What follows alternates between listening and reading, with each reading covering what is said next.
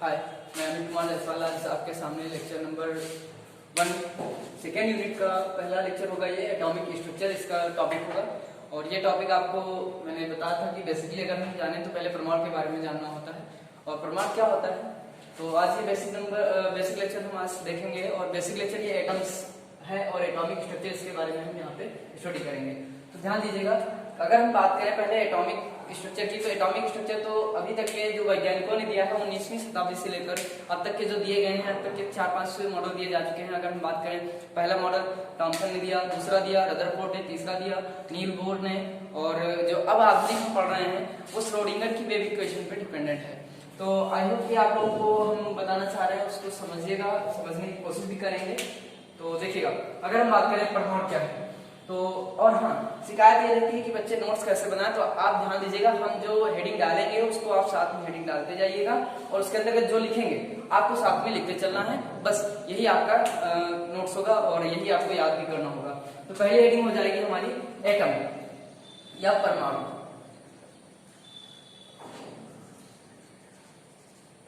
परमाणु या एटम है क्या?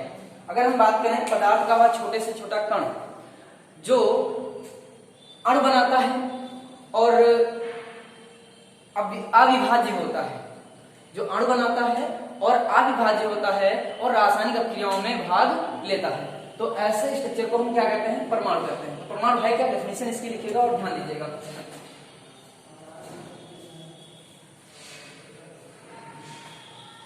पदार्थ का वह कण जो अणु बनाता है तथा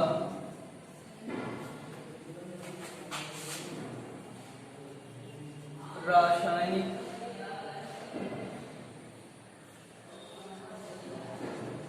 अभिक्रियाओं में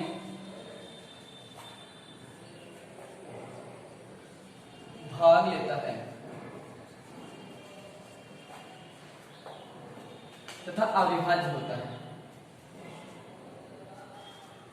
अविभाज्य होता है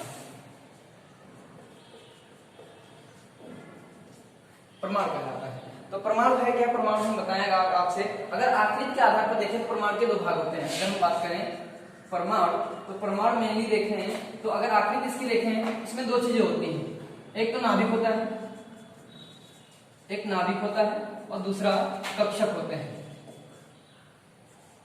ये जो है ये श्रोडिंगर की वेव इक्वेशन पर आधुनिक मॉडल दिया गया है, उसमें बताया गया कि एक नाभिक होगा और इसमें कक्षक होंगे, उपकक्षक होंगे।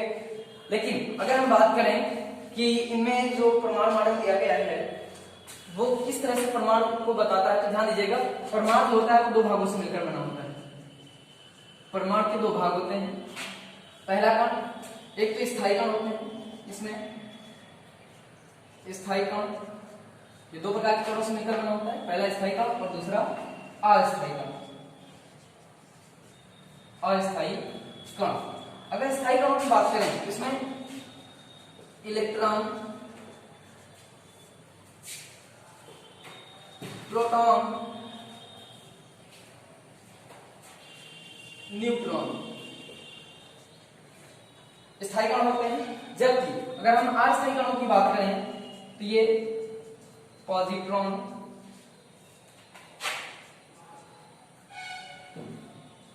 न्यूट्रिनो,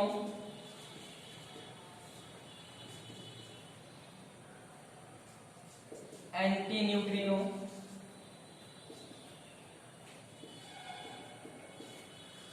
एंटी न्यूट्रिनो, मेसॉन, ये जो होते हैं ये अस्थायी कण होते हैं। तो इस चीज को ध्यान दीजिएगा।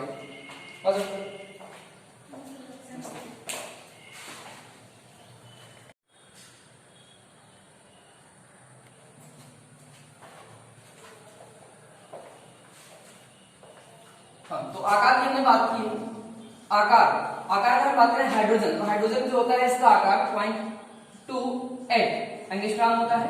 जबकि अन्य तत्वों की बात करें, अन्य तत्वों का आकार अगर हम बात करें तो ये होता है 0.7 एंगस्ट्रॉम से लेकर 2.5 एंगस्ट्रॉम होता है।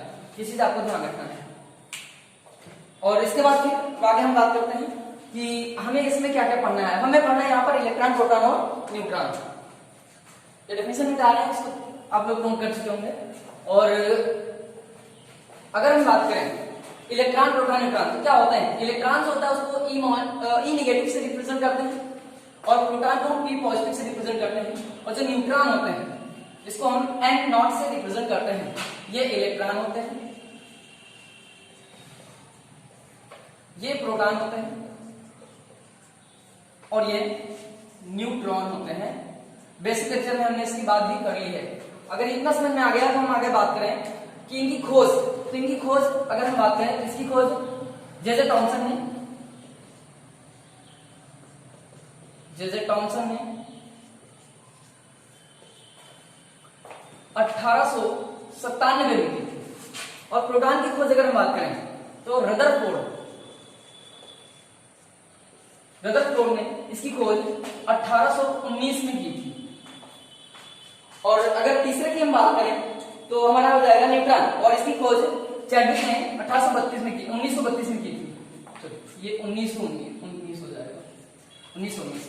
और इसकी खोज चैडविक ने 1932 में की थी। अगर हम बात करें इनका द्रव्यमान जो होता है किलोग्राम में, द्रव्यमान कितना होता है, इसकी बात करें तो इलेक्ट्रॉन का 9.1 इंटू 10 टू पावर माइनस 31 होता है। प्रोटॉन की बात करें तो 1.6 इंटू 10 टू पावर माइनस 19, और इसका भी 1.6 इंटू 10 टू पावर माइनस 19 ही होता है। ये हम पहले भी बता चुके हैं, इसकी बात कर चुके हैं। अगर आपने नहीं नोट किया है बेसिक लेक्चर में तो यहाँ पर आप नोट कर सकते हैं। अब हम बात करेंगे कि इलेक्ट्रॉन की खोज कैसे हुई, प्रोटॉन की खोज कैसे हुई और किसने की, और इसकी क्या क्या विशेषताएं थी। और तीसरा हमारा पॉइंट बन जाएगा न्यूट्रॉन। तो न्यूट्रॉन जनरली हम ऐसे ही साधारण तौर पर पढ़ लेते हैं, अगला ध्यान दीजिएगा।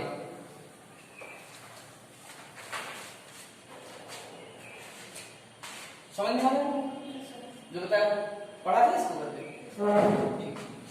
तो अब ध्यान दीजिएगा, यहाँ पे हमारा जो टॉपिक शुरू होने वाला है अब हो जाएगा हमारा कैथोड किरणों की खोज और या इलेक्ट्रॉन की खोज। कैथोड किरणें और इलेक्ट्रॉन की खोज। कैथोड किरणें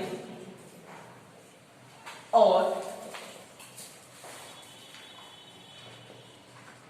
इलेक्ट्रॉन की खोज।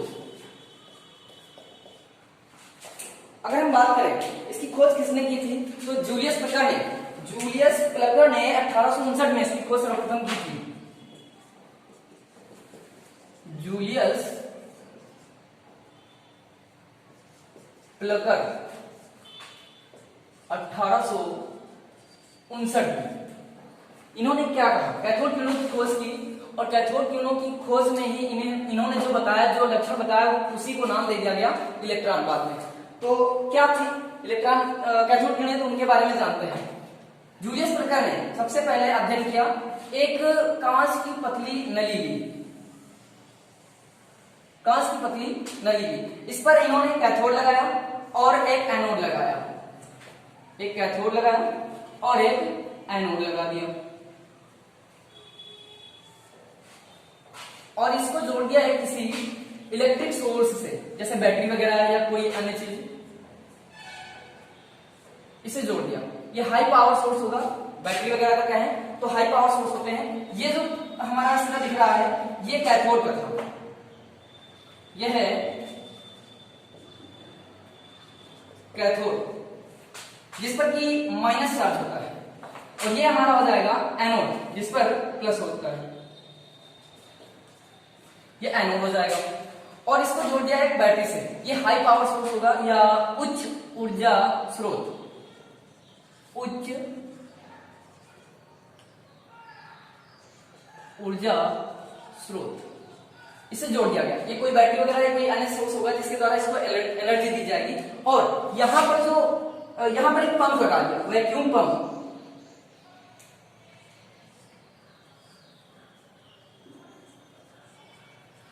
यहां पे ये बना दिया वैक्यूम पंप या निर्वात ये किस लिए लगाया, यहाँ पे वायु हटा के इसमें सिर्फ नियत वायु ही भरी जा सके और इसमें ले ली गई गैस। इसमें क्या थी, इसमें गैस मौजूद थी। इन्होंने बताया क्या, इस फिगर के द्वारा इन्होंने बताया कि जब किसी कांच की पतली नली में उसको उच्च निम्न वैक्यूम पर, कम से कम वैक्यूम पर और उच्च ताप ऊर्जा पर अगर हम गर्म करें तो इसके जो ऊर्जाएं हैं, यहां से कुछ ऊर्जाएं निकलती हुई, कुछ किरणें निकलती हुई दिखाई देती हैं।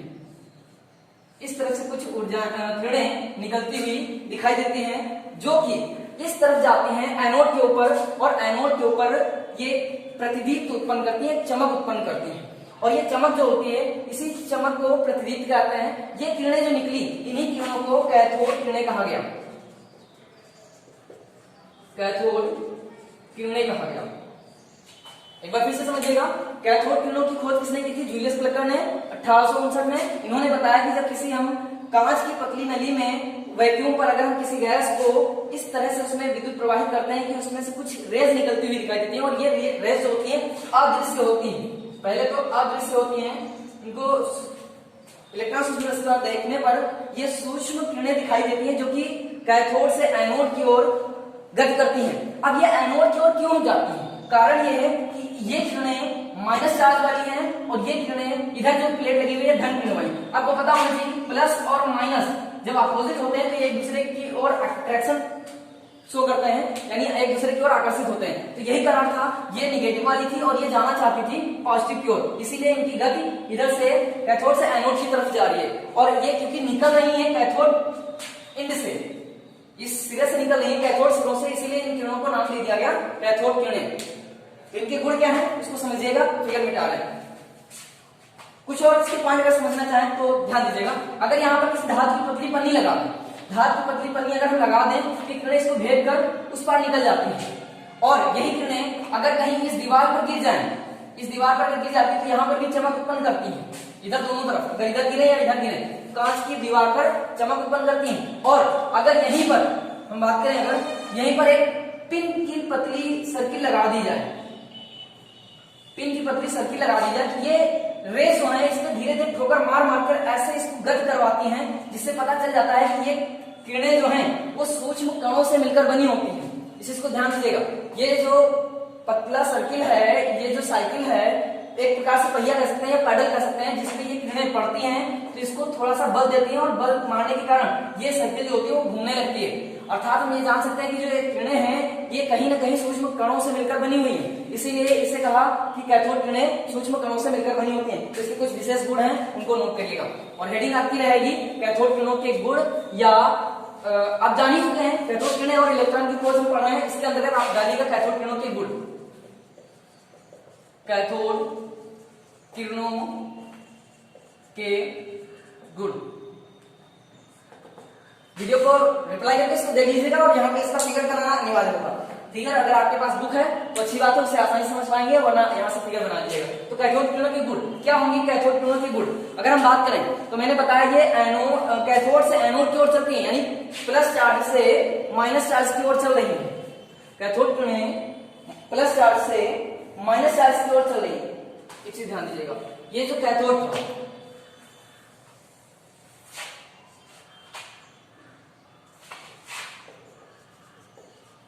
यहाँ पे प्लस लिखा था, माइनस होगा, ध्यान दीजिएगा, ठीक है ना।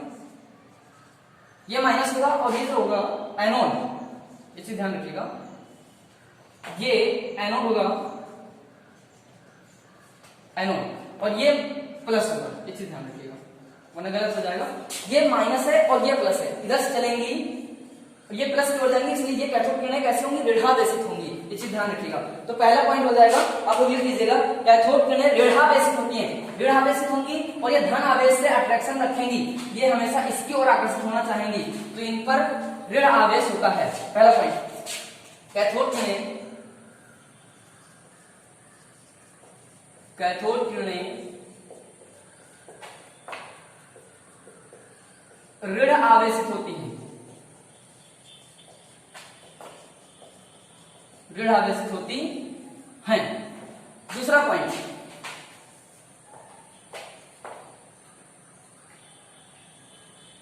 कांच की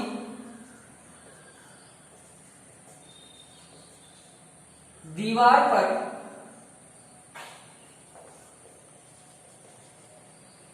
प्रतिदीप्ति उत्पन्न करती हैं। दूसरा पॉइंट हो जाएगा।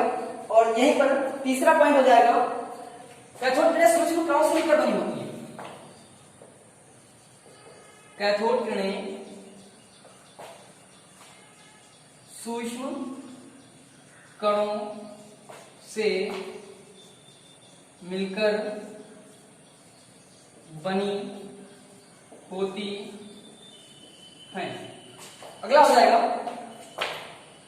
चौथा पॉइंट हमारा हो जाएगा, कैथोड किरणें विद्युत और चुंबकीय क्षेत्रों में विक्षेपित हो जाती हैं। कैथोड किरणें विद्युत और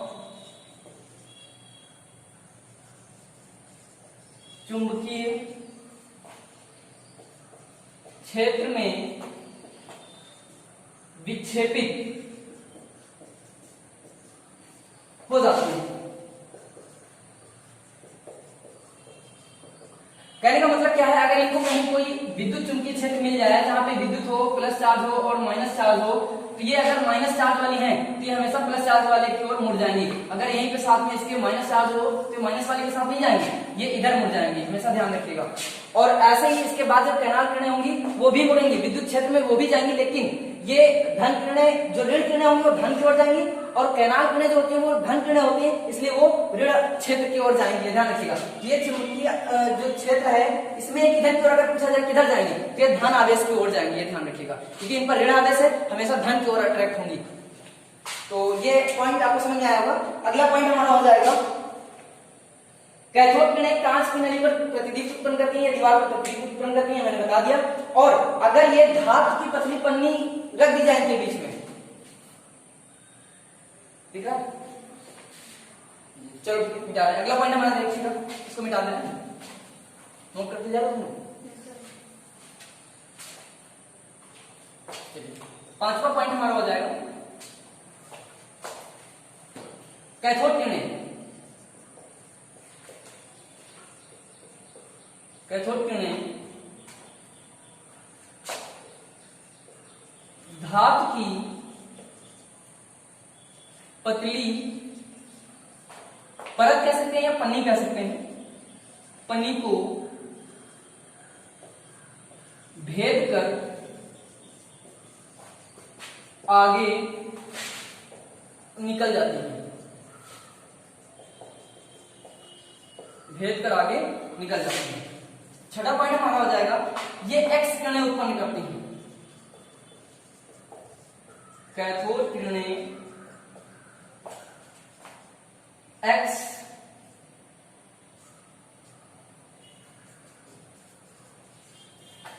किरणें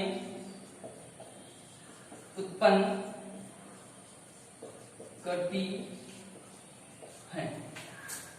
ये पॉइंट आप लोग नोट कर लीजिएगा। 6 पॉइंट हो गए हैं। और अगर हम बात करें, ये फोटोग्राफिक प्लेटों को प्रभावित करती हैं, ये आपका लास्ट हो जाएगा। फोटोग्राफिक प्लेटों को प्रभावित करती हैं। अगर उनके प्रकृति के साथ, अगर गुण के साथ साथ उनकी प्रकृति पूछी जाए तो आपको पता है कि ये ऋणावेशित होती हैं, इलेक्ट्रॉनों से मिलकर बनी होती हैं, क्योंकि इलेक्ट्रॉन ही है और इलेक्ट्रॉन पर मैंने पहले भी बता दिया माइनस चार्ज होता है। माइनस चार्ज होने के कारण ये धन किरणों की ओर मुड़ जाती है। तो चाहे इनसे गुण पूछा जाए या इनकी प्रकृति पूछी जाए तो प्रकृति इनकी ऋणावेशित होती है। और साथ ही साथ इनका जो E/m है, यानी E बराबर इनका आवेश हो जाएगा और m जो है इनका मास, इनका कांस्टेंट 1.7 × 10⁻8 कूलम होता है, ध्यान दीजिएगा। अगला पॉइंट हो जाएगा, गुण के साथ में इनकी प्रकृति कैसे होती है।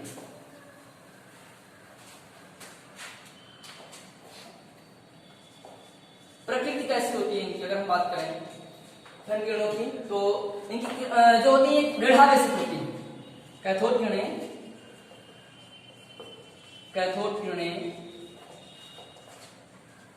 दृढ़ावेशित होती हैं, साथ ही साथ इनका आवेश और द्रव्यमान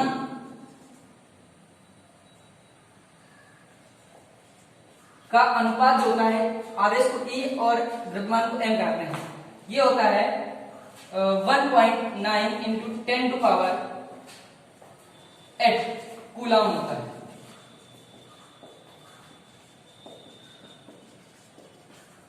इसको नोट कर लीजिएगा, 1.7 into 10 to power 8 coulomb per kilogram, यहां तक भी नोट कर लीजिएगा, प्रति किलोग्राम, प्रति किलोग्राम, ये नोट कर लीजिएगा।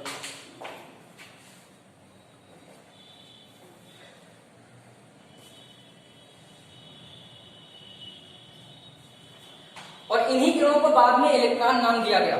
तो आप देख सकते हैं कि इसकी खोज कैसे हुई और इनके गुण क्या थे, और यही जो है बाद में चल के इलेक्ट्रॉन के नाम से जानी गई। अगला हमारा पॉइंट हो जाएगा कैनाल किरणें।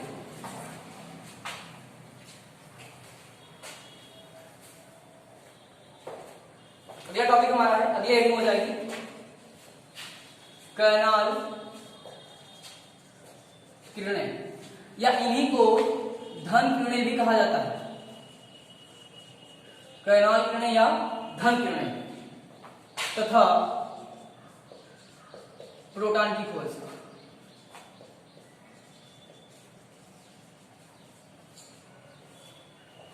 प्रोटॉन की खोज, और इसकी खोज किसने की थी और कब की, इसके बारे में जानिए। लिख डाल लीजिएगा और लिखिएगा इसमें।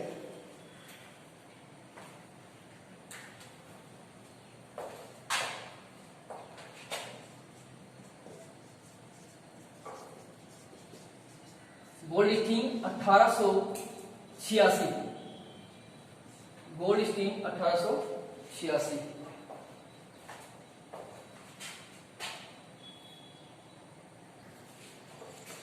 आगे ध्यान दीजिएगा, कैनाल किरणें क्या है? कैनाल किरणों को धन किरणों के नाम से भी जाना जाता है, और इन्हीं को बाद में प्रोटॉन नाम दिया, और गोल्डस्टीन ने इसकी खोज की थी। हालांकि गोल्डस्टीन ने कैनाल किरणों की खोज की थी या धन किरणों की, लेकिन बाद में इसका नाम रदरफोर्ड ने इसको प्रोटॉन नाम दे दिया था। क्या है इसके बारे में जानिएगा।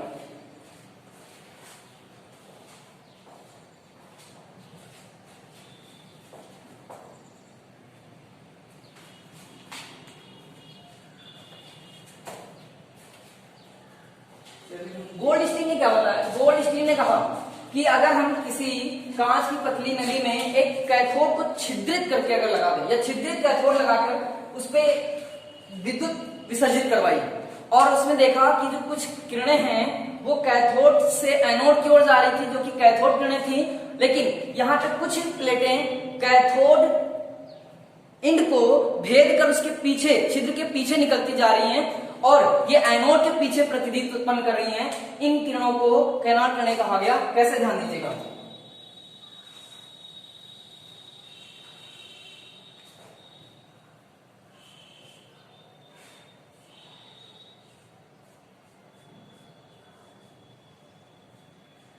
ये वैक्यूम था, और यहां पर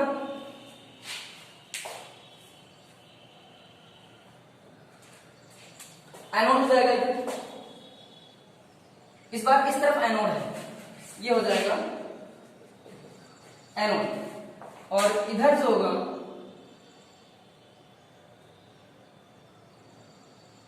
छिद्रयुक्त कह सकते हैं, कैथोड लगाया गया,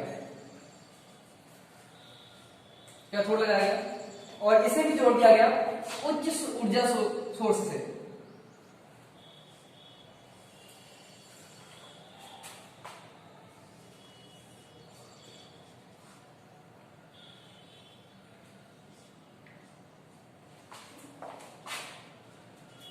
उच्च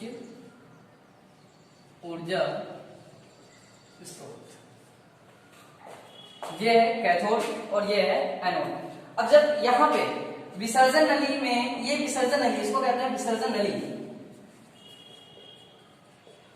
विसर्जन नली, अगर इस विसर्जन नली में विद्युत प्रवाहित की जाएगी तो यहाँ पे जो गैस भरी होगी निर्वात में उच्च दाब पर, उच्च दाब, यहां पर उच्च दाब होगा, ये दोनों में होगा, कैथोड किरणों के लिए भी और कैनल किरणों के लिए भी। जो गैस होगी वो उच्च दाब पर भरी जाएगी और यहाँ पे निर्वात होगा, वैक्यूम इसीलिए लगाया गया, वैक्यूम पंप है, मैंने पहले भी बता दिया है। अगर यहाँ पे हम उच्च ऊर्जा का स्रोत से अगर ऊर्जा प्रवाहित करें, विसर्जित करवाएं, तो कुछ किरणें यहाँ से इधर की ओर कैथोड से एनोड की ओर आती हुई दिखाई देती है, जो कि मैंने पहले अभी अगले फिगर में दिखाया था, इधर की ओर जा रही थी, कैथोड से एनोड की ओर जा रही थी, वही चीज है, कैथोड से कुछ किरणें एनोड की ओर आती हुई दिखाई देती हैं। ये तो कैथोड किरणें थी, लेकिन कुछ किरणें यहीं से इस छिद्रित एनोड से पीछे की ओर जाती हैं, इस छिद्रित एनोड से पीछे की ओर निकलती हुई जाती हैं और यहाँ दीवार पर चमक उत्पन्न करती हैं। यही किरणें कैनाल किरणें कहलाती हैं और ये प्रतिदीप्त उत्पन्न कर रही हैं। प्रतिदीप्त या स्फुरदीप्त भी कह सकते हैं। स्फुरदीप्त और प्रतिदीप्त में अंतर क्या है? प्रतिदीप्त थोड़ी देर के लिए प्रकाश आता है और स्फुरदीप्त जो होता है वो थोड़ा ज्यादा देर के लिए प्रकाश आता है। जैसे आपने टेलीविजन या सीएफएल देखा होगा, घर में अगर लाइट चली जाए तो उसके बाद भी उनमें चमक थोड़ी देर बनी रहती है, इसी को स्फुरदीप्त या अगर थोड़ी देर है तो प्रतिदीप्त, और अगर ज्यादा देर तक ये लाइट पे चमक रहे तो वो स्फुरदीप्त हो जाता है। तो ध्यान दीजिएगा, ये था कैनाल में। मैंने बताया कि जो गोल्डस्टीन थे उन्होंने अध्ययन किया और एक विसर्जन नली लेकर उस पर कुछ ऊर्जा स्रोत लगाकर वैक्यूम लेकर उसमें गैस प्रवाहित करके उस पर जब विद्युत विसर्जित करवाई तो कुछ किरणें एनोड की ओर जा रही थी, एनोड की ओर जा रही थी यहाँ, और ये कैथोड किरणें थी। एनोड की ओर जाने वाली कैथोड किरणें होती हैं और कैथोड की ओर जाने वाली एनोड किरणें होंगी, क्योंकि आवेशित जैसी भी आवेशित होंगी वो अपने विपरीत आवेश की ओर जाएंगी, क्योंकि ये कैनाल किरणें ऋण आवेश थी इसलिए धन आवेश की ओर आ रही है और ये किरणें जो थी वो ऋण आवेश की ओर जाती हुई दिखाई देती हैं, इसलिए इन किरणों को कैनाल किरणें कहा गया। और ये किस इलेक्ट्रोड से आई हुई हैं? क्योंकि ये धन इलेक्ट्रोड यानी एनोड से निकली हुई हैं, इसलिए इनको धन किरणें भी कहा गया। समझ में आ रहा है ना? धन किरणें क्यों कहा गया? धन किरणें क्योंकि ये धन आवेश वाले सेल से निकल रही, तो इसलिए इनको धन किरणें भी कहा गया या कैनाल किरणें इनको नाम दिया गया। इनके गुण क्या है उसके बारे में समझिएगा। अगर बुक है आपके पास तो अच्छे से समझ पाएंगे, और अगर बुक है तो उसमें देखिएगा और समझिएगा, एक बात को अच्छे से समझाया गया है। गुण क्या होते हैं? धन किरणों के गुण या कैनाल किरणों के गुण। कैनाल किरणों के गुण, कैनाल किरणों के गुण। तो क्या होते हैं कैनाल किरणों के गुण? ये भी सीधी रेखा में चलती हैं, स्फुरदीप्त, और साथ ही साथ ये प्रतिदीप्त भी उत्पन्न करती हैं, और इनका वेग जो होता है वो धन किरणों से थोड़ा अधिक कम होता है, और ये जो होती हैं धन आवेशित होती हैं। तो कैनाल किरणों के गुण क्या होते हैं? पॉइंट्स, पहला पॉइंट क्या? ये सीधी रेखा में चलती हैं, ये सीधी रेखा में चलती हैं,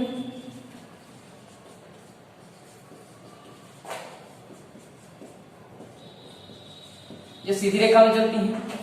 नंबर 2, फोटोग्राफिक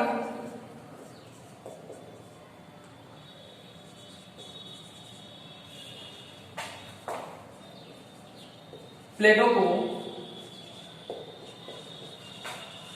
प्रभावित करती हैं। फोटोग्राफिक प्लेटों को प्रभावित करती हैं।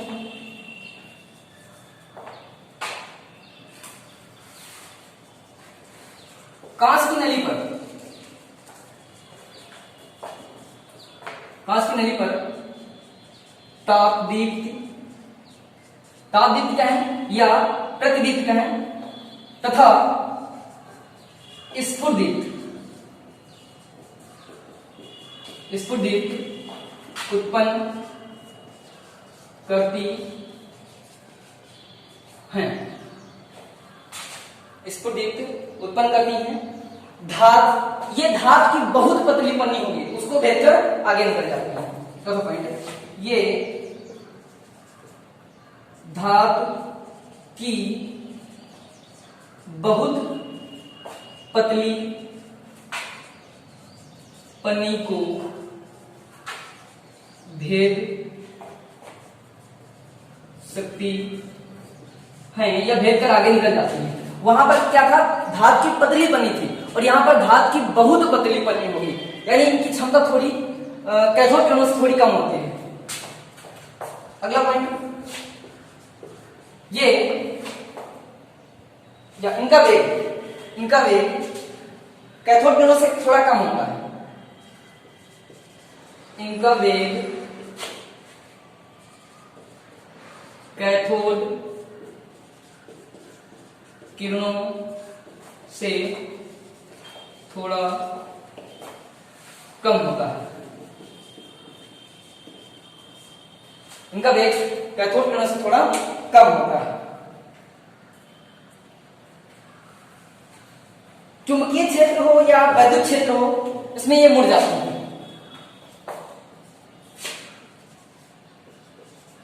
चुंबकीय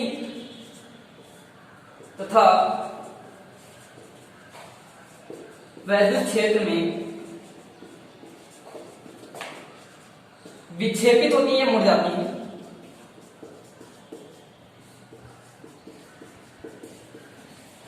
और मैंने बताया क्योंकि ये धन किरणें हैं इसलिए ऋण आवेश की ओर अट्रैक्ट हो जाएंगी, आकर्षित होंगी।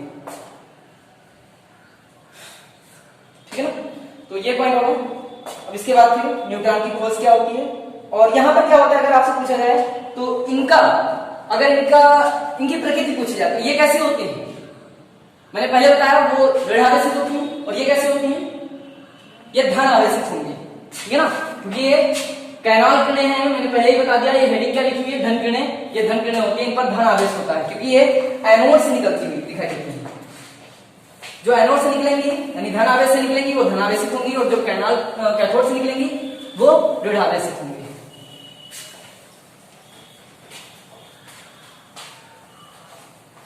अगला और लास्ट पॉइंट हो जाएगा हमारा न्यूट्रॉन की खोज, डिस्कवरी ऑफ न्यूट्रॉन्स। न्यूट्रॉन की खोज, और न्यूट्रॉन की खोज किसने की थी, अगर हम बात करें तो बेरिलियम के तत्व पर, बेरिलियम जो तत्व होता है Be, इसके तत्व पर अल्फा कणों की बमबारी कराने पर इनकी जो चैडविक मैंने बता दिया पहले, चैडविक ने क्या किया, बेरिलियम धातु के ऊपर अल्फा कणों की बमबारी करवाई और बमबारी करवाने पर इन्होंने देखा कि कुछ रेज होती है वो दिखाई देती हैं जिन पर कोई आवेश नहीं होता है और इनका अध्ययन किया और इसे ही इन्होंने बताया कि ये न्यूट्रॉन किरणें या न्यूट्रॉन होते हैं बस। और इसका प्रतीक क्या बताया इन्होंने, एन बताया। तो ध्यान दीजिएगा, न्यूट्रॉन की खोज किसने की, 1932 में चैडविक ने की थी। और कैसे की, बेरिलियम धातु पर अल्फा कणों के प्रकीर्णन के द्वारा या उस बमबारी के द्वारा। अल्फा कण क्या होते हैं, यह है अल्फा कण क्या होते हैं। अल्फा कण अगर हम बात करें, एक अल्फा कण जो होता है वो हीलियम परमाणु के बराबर होता है और हीलियम का परमाणु क्रमांक 2 होता है और परमाणु भार 4 होता है। कहने का मतलब है इसमें अगर अल्फा कण की बात करें तो 2 इलेक्ट्रॉन, 2 प्रोटॉन और 2 न्यूट्रॉन उपस्थित होते हैं। और हमने पहले बता दिया है जो प्रोटॉन और न्यूट्रॉन का योग होता है इसको हम भार कहते हैं, परमाणु भार। और परमाणु भार 2 प्रोटॉन और 2 न्यूट्रॉन, इसलिए यहाँ पर 4 दिखाया गया है। और इलेक्ट्रॉन कहें या प्रोटॉनों की संख्या कहें वही परमाणु क्रमांक होता है। परमाणु क्रमांक हम प्रोटॉनों की संख्या या इलेक्ट्रॉनों की संख्या को कहते हैं। तो प्रोटॉन इसका परमाणु क्रमांक 2 है और परमाणु भार 4 है, यानी जो हीलियम होता है इसी के बराबर एक अल्फा कण का मान होता है। जितने इलेक्ट्रॉन हीलियम के पास हैं उतने इलेक्ट्रॉन अल्फा कण में होते हैं, जितने प्रोटॉन हीलियम के पास होते हैं उतने ही अल्फा कण के पास, जितने न्यूट्रॉन अल्फा कण के पास होते हैं उतने ही हीलियम के पास। यानी हम सीधे ये कह सकते हैं कि एक अल्फा कण बराबर होता है हीलियम के एक कण के बराबर, एक परमाणु के बराबर। समझ में आ गया?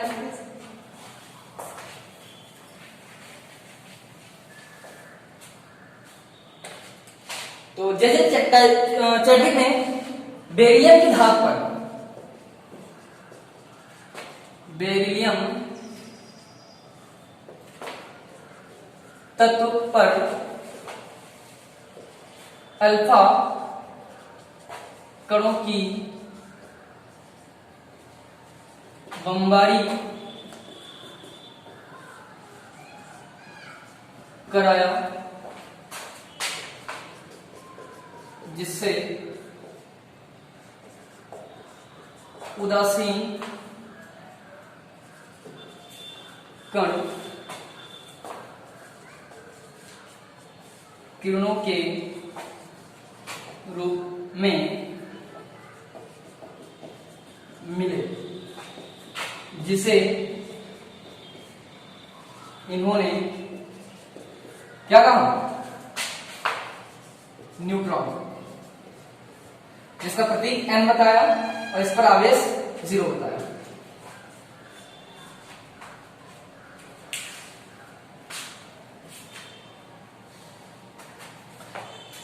तो आई होप ये वीडियो आपको समझ में आई होगी और आपका ये लास्ट टॉपिक इलेक्ट्रॉन प्रोटॉन और न्यूट्रॉन का था। लेक्चर नंबर हमारा यूनिट 2 का पहला है और अब इसके बाद हम पढ़ेंगे नाभिक के बारे में। तो अगला टॉपिक हमारा जो होगा परमाणु नाभिक की खोज। Thank you.